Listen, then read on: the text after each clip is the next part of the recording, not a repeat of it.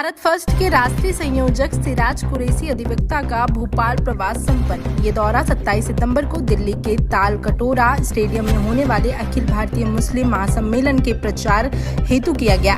सम्मेलन का उद्देश्य सामाजिक सौहार्द, एकता और राष्ट्रवाद को मजबूत बनाना है।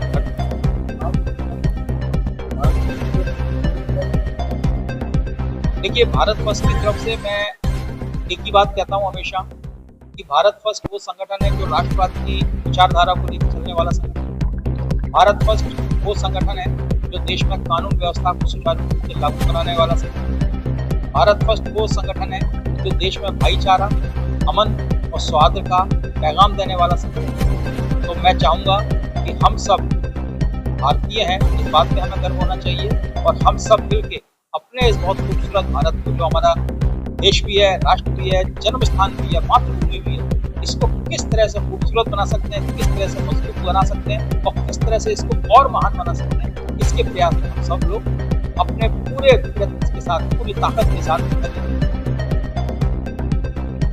देखिए, भारत फर्स्ट ये बात सही है कि हम हर संवेदनशील पे या मुद्दे पे बोलते हैं और अपने काम को करने का प्रयास करते हैं। तो भारत फर्स्ट के जो सहयोगी हैं वो जहाँ केवल पंजाब में नहीं, जहाँ भी बाढ़ आई है वो अपने स्तर पर काम कर रहे हैं। जहाँ खाना बांटने की ज़रूरत है वो खाना भी अपने स्तर पर बांट रहे हैं। अगर जहाँ पे कुछ ज़रूरत की चीज़ें मुहैया करानी चाहिए हैं वो ज़रूरत की चीज़ें ही मुहैया करा रहे हैं। इवन जो अभी कठुआ में बाढ़ आई थी या कठुआ में पानी ज़्यादा आ गया था, सैलाब, वहाँ पे भी हमारे कार्यकर्ताओं ने बहुत काम किया। इसमें से कुछ देखिए इनके नाम अनाज साहब वगैरह के ने बहुत काम किया और पूरे देश में भारत फर्स्ट की तरफ से हर तरह की सेवा के कार्य। देखिए, अभी जो वक्फ अमेंडमेंट एक्ट आया है 2023 में, निश्चित रूप से मैं उसका समर्थन करता हूँ, खुले मन से समर्थन करता हूँ, पुरजोर तरीके से समर्थन करता हूँ।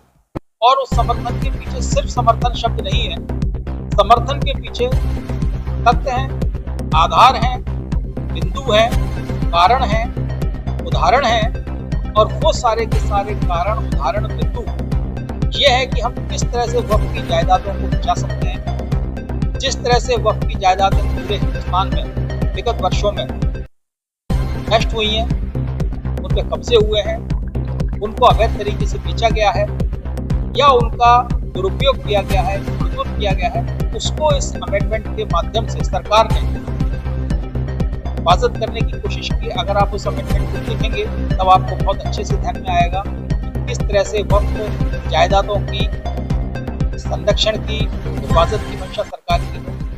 मगर बड़ा अफसोस होता है कि कुछ तथाकथित लोग जो कि खुद भूमाफिया हैं, इस वक्फ बिल का विरोध कर रहे हैं, बिना पढ़े विरोध कर रहे हैं। या तो उनने बिल को पढ़ा नहीं है या वो अपनी चालाकी से मुस्लिम समुदाय के कंधे पे बंदूक रख के चलाकर अपनी जो हड़पने की नीति है वक्फ जायदादों उसको चालू रखने के लिए इस बिल का अमेंडमेंट का विरोध कर रहे हैं। क्योंकि जैसे ही ये अमेंडमेंट आएगा, इंशाल्लाह ताला मुझे पूरी उम्मीद है कि वो सारे के सारे बेजा कब्जे, अतिक्रमण वो सारे हट जाएंगे और निश्चित रूप से हम वक्फ की जायदादों को एक अच्छे स्वरूप में देख पाएंगे। मार्गदर्शक माननीय नीतीश कुमार जी संबोधित करेंगे।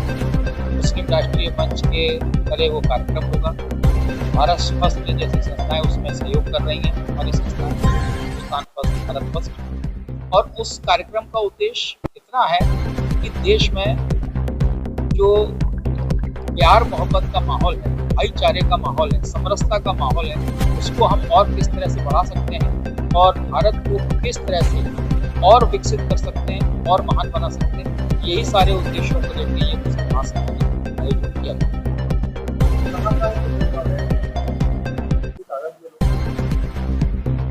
देखिए, इस सम्मेलन में कश्मीर से लेके बेंगलोर तक, इधर कच्छ, भुज से लेके आसाम तक, मणिपुरी तक और मेघालय, पूरा नॉर्थ ईस्ट, पूरा उत्तर भारत, पूरा दक्षिण भारत, पूरा पश्चिमी भारत, पूरा उत्तरी भारत, यानी संपूर्ण भारतवर्ष से हम लोगों के जो सदस्य लोग हैं वो आएंगे, कार्यकर्ता लोग आएंगे, आम मुसलमान भी आएंगे और जो संख्या रहेगी लगभग वो 10,000 का भी।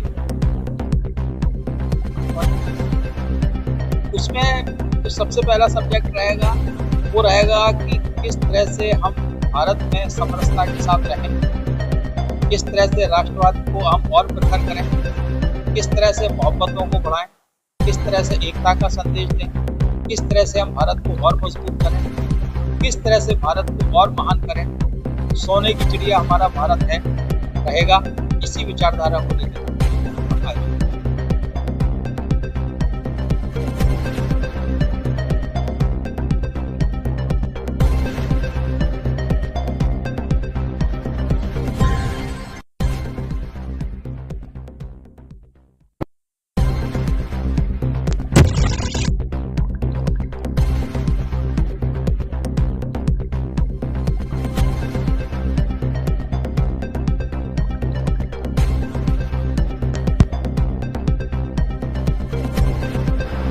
पूरे देश से जो राष्ट्रवादी मुस्लिम भाई और बहन आए